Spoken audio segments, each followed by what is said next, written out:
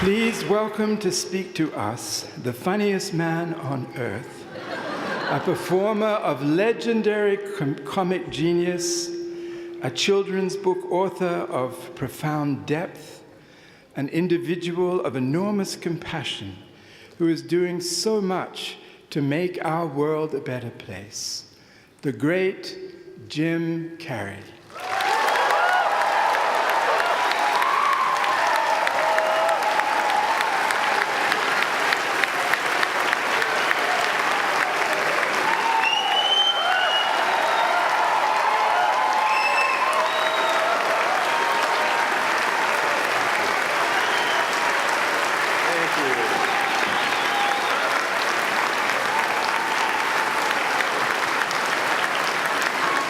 What are you sitting down for? I was going to milk that for a while. You guys can stretch that out in post, right? You can make that longer in the edit. Thank you, Bevin. Thank you all. Jai Guru Dev.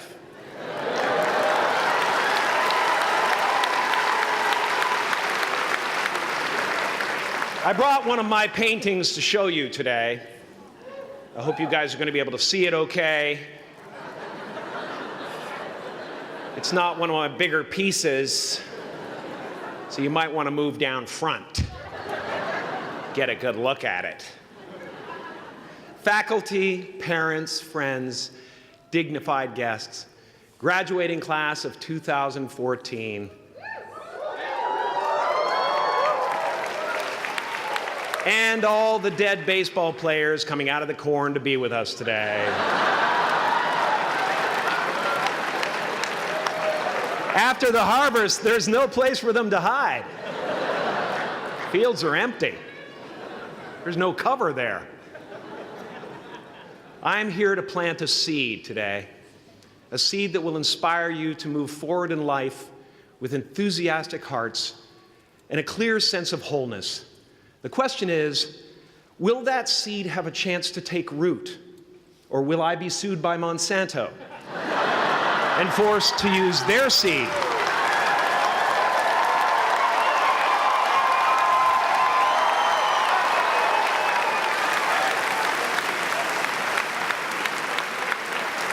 Which may not be totally Ayurvedic.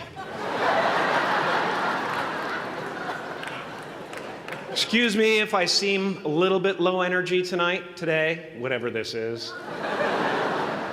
I slept with my head to the north last night. Oh man! Oh man! You know how that is, right, kids? Yeah. Woke up right in the middle of Pitta, couldn't get back to sleep till Vata rolled around. Crazy.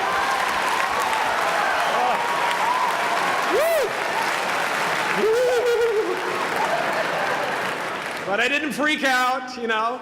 I used that time to eat a large meal. Connect with someone special on Tinder. Because life doesn't happen to you, it happens for you. How do I know this? I don't, but I'm making sound, and that's the important thing. That's what I'm here to do. Sometimes I think that's the only thing that's important, really, you know? It's just letting each other know we're here. You know? Reminding each other that we're part of a larger self. I used to think Jim Carrey is all that I was. Just a flickering light, a dancing shadow, the great nothing masquerading as something you can name. Seeking shelter in caves and foxholes dug out hastily, an archer searching for his target in the mirror, wounded only by my own arrows, begging to be enslaved, pleading for my chains, blinded by longing and tripping over paradise.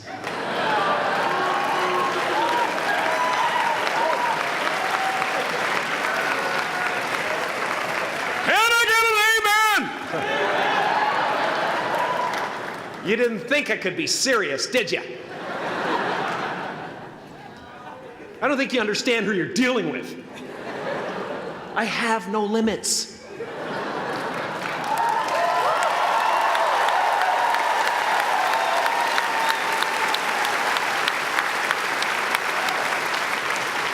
I cannot be contained because I'm the container. You can't contain the container, man. You can't contain the container. I used to believe that who I was ended at the edge of my skin, that I had been given this little vehicle called a body from which to experience creation. And though I couldn't have asked for a sportier model, it was, after all, a loaner and would have to be returned. Then I learned that everything outside the vehicle was part of me too. And now I drive a convertible.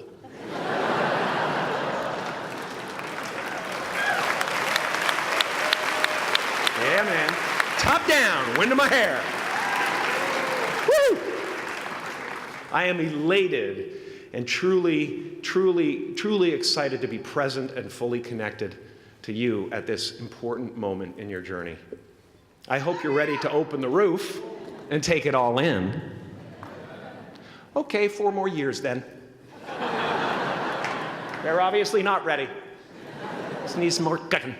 Now, I want to thank the trustees, the administrators, the faculty of MUM for creating an institution worthy of Maharishi's ideals of education, a place that teaches knowledge and experience, the knowledge and experience necessary to be productive in life, as well as enabling the students through transcendental meditation and ancient Vedic knowledge to slack off twice a day for an hour and a half.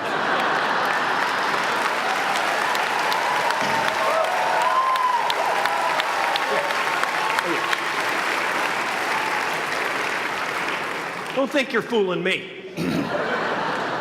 But I guess it has some benefits. It does allow you to separate who you truly are and what's real from the stories that run through your head. You have given them the ability to walk behind the mind's elaborate set decoration and to see that there's a huge difference between a dog that is going to eat you in your mind and an actual dog that is going to eat you.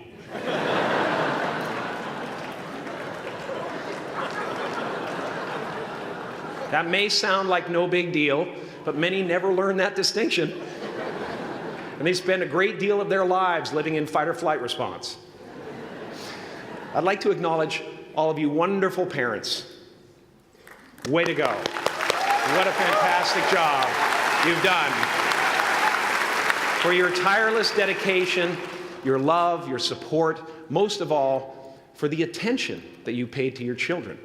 I have a saying, beware the unloved, because they will eventually hurt themselves or me. But when I look at this group here, you know, I feel really safe. I do. I'm just going to say it. My room is not locked. My room is not locked.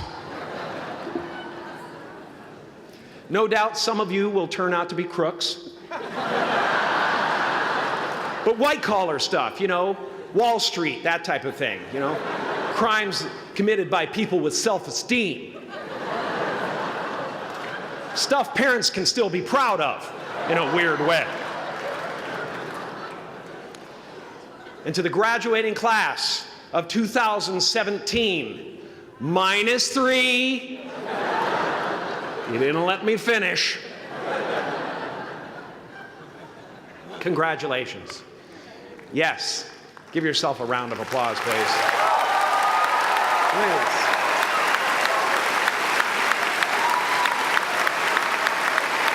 Yeah.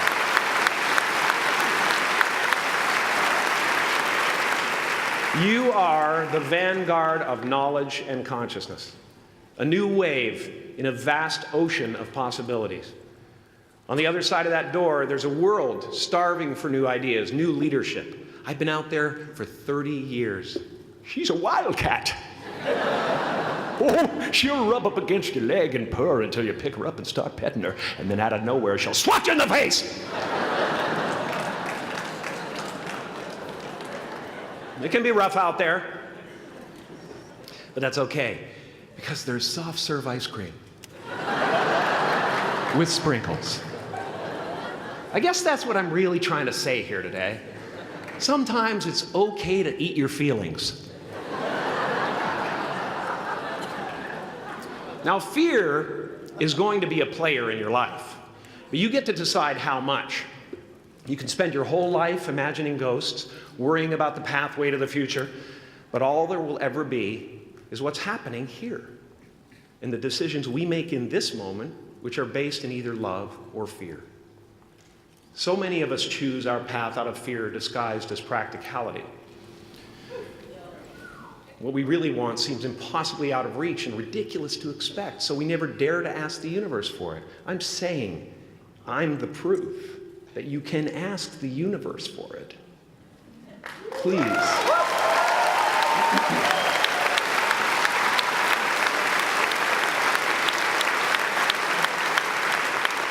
And if it doesn't happen for you right away, it's only because the universe is so busy fulfilling my order.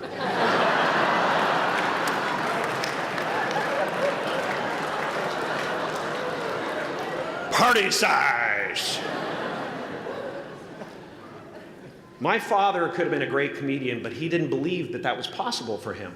And so he made a conservative choice. Instead, he got a safe job as an accountant.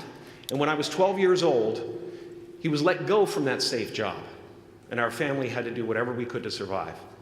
I learned many great lessons from my father, not the least of which was that you can fail at what you don't want. So you might as well take a chance on doing what you love.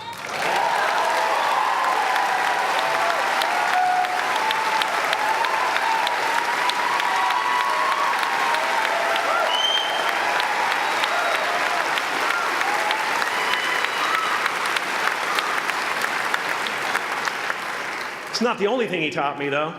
You know, I watched the effect of my father's love and humor and how it altered the world around me.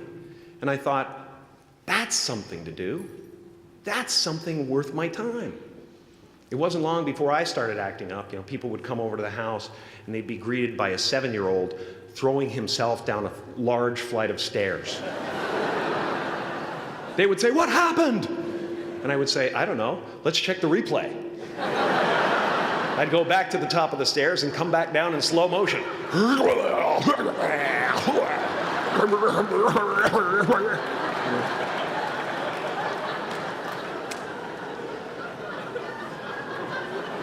It was a very strange household. My father used to brag that I wasn't a ham, I was the whole pig. And he treated my talent as if it was his second chance. When I was about 28, after a decade as a professional comedian, I realized one night in LA that the purpose of my life had always been to free people from concern, just like my dad. And when I realized this, I dubbed my new devotion the Church of Freedom from Concern. The Church of FFC.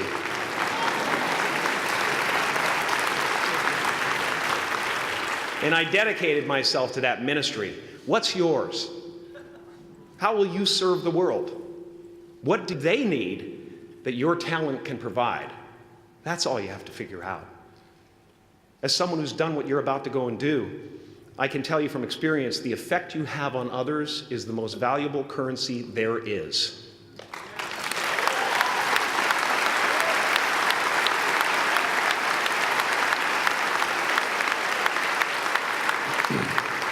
Because everything you gain in life will rot and fall apart, and all that will be left of you is what was in your heart. My choosing to free people, from concern got me to the top of a mountain. Look where I am. Look what I get to do. Everywhere I go. I'm going to get emotional because when I tap into this, it really is extraordinary to me.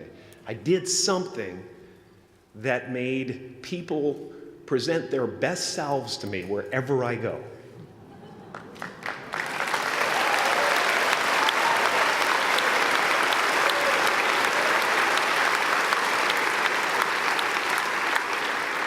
I am at the top of the mountain, and I was, and the only one I hadn't freed was myself, and that's when my search for identity deepened. I wondered who I'd be without my fame. Who would I be if I said things that people didn't want to hear? Or if I defied their expectations of me? What if I showed up to the party without my Mardi Gras mask and refused to flash my breasts for a handful of beads? I'll give you a moment to wipe that image out of your mind. But you guys are so ahead of the game. You already know who you are. And that peace that we're after lies somewhere beyond personality, beyond the perception of others, beyond invention and disguise, even beyond effort itself. You can join the game, fight the wars, play with form all you want, but to find real peace, you have to let the armor go. Your need for acceptance can make you invisible in this world. Don't let anything stand in the way of the light that shines through this form. Risk being seen in all of your glory.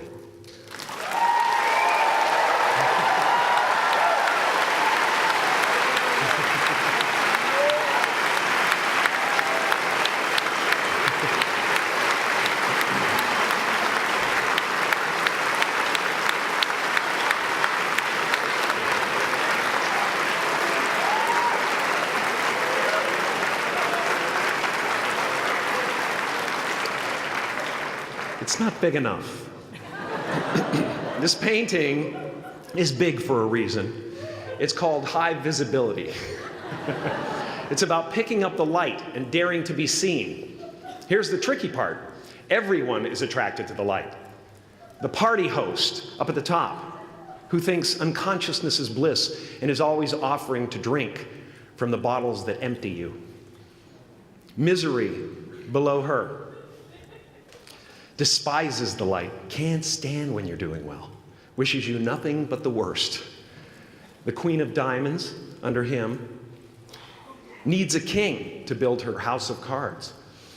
And the hollow one down bottom there will cling to your leg and say, please don't leave me behind, for I have abandoned myself. Even those who are closest to you and most in love with you, the people you love most in the world, will find clarity confronting at times. This painting took me thousands of hours to complete. And when I was finished, thank you, thousands of hours, yes. I'll never get them back. I'll never get them back. I worked on this for so long. I was weeks and weeks like a madman alone on a scaffolding. And when I was finished, one of my friends said, this would be a cool blacklight painting. So I started over.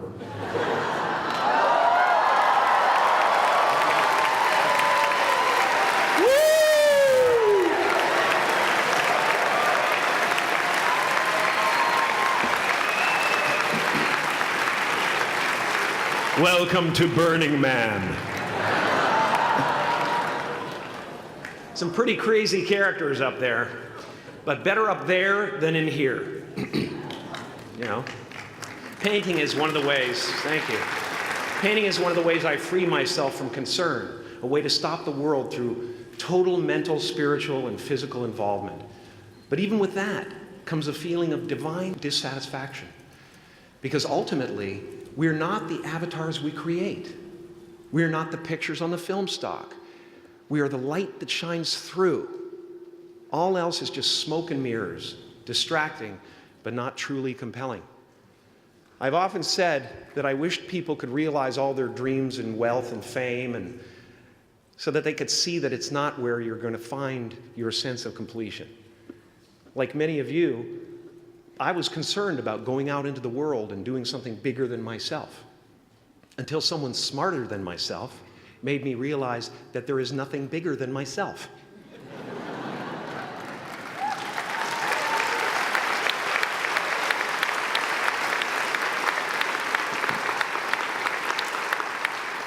My soul is not contained within the limits of my body. My body is contained within the limitlessness of my soul, one unified field.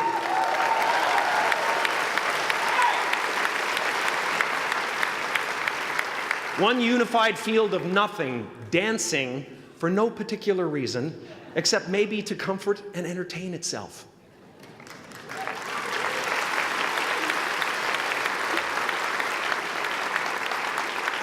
As that shift happens in you, you won't be feeling the world, you'll be felt by it. You'll be embraced by it.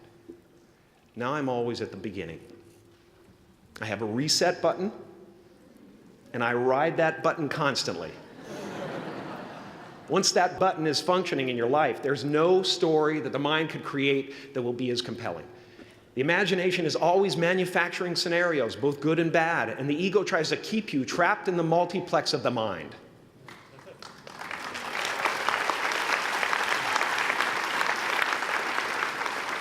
Our eyes are not viewers, they're also projectors that are running a second story over the picture that we see in front of us all the time. Fear is writing that script, and the working title is, I'll Never Be Enough.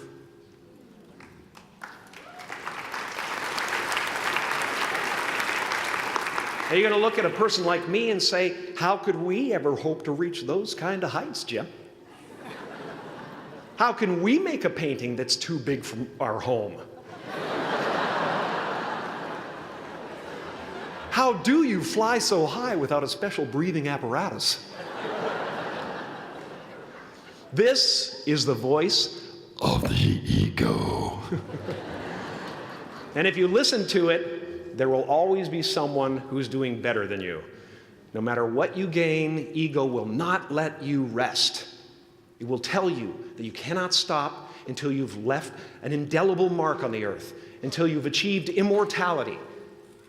How tricky is this ego that it would tempt us with the promise of something we already possess?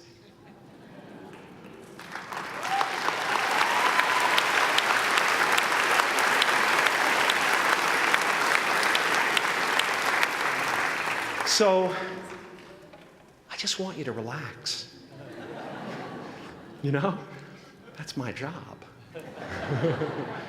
Relax and dream up a good life. I had a substitute teacher from Ireland in the 2nd grade that told my class during morning prayer that when she wants something, anything at all, she prays for it and promises something in return, and she always gets what she wants. Well, I'm sitting at the back of the classroom, you know, thinking, wow, my family can't afford a bike, you know. So I went home and I prayed for one. And I promised I would recite the rosary every night in exchange. Broke that promise. But 2 weeks later, I got home from school to find a brand new Mustang bike with a banana seat and Easy Rider handlebars. Yeah. From fool to cool. My family informed me that I had won the bike in a raffle that a friend of mine had entered my name in without my knowledge whatsoever. So that type of thing has been happening to me ever since. And as far as I can tell, it's just about letting the universe know what you want and working toward it while letting go of how it comes to pass.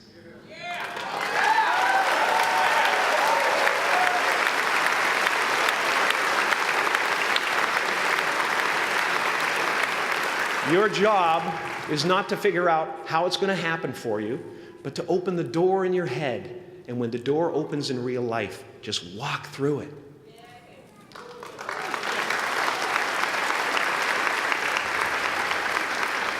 And don't worry if you miss your cue, because there's always doors opening. They keep opening.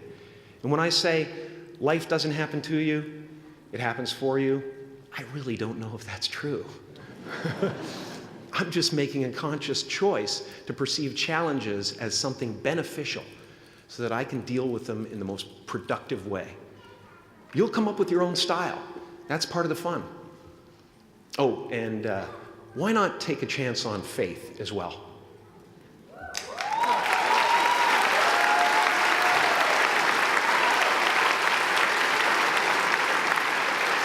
Take a chance on faith. Not religion, but faith. Not hope, but faith. I don't believe in hope. Hope is a beggar. Hope walks through the fire, and faith leaps over it.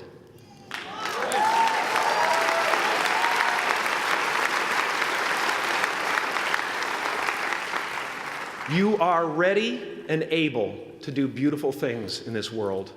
And after you walk through those doors today, You will only ever have two choices, love or fear. Choose love, and don't ever let fear turn you against your playful heart. Thank you so much. Thank you, Dad. I'm so honored.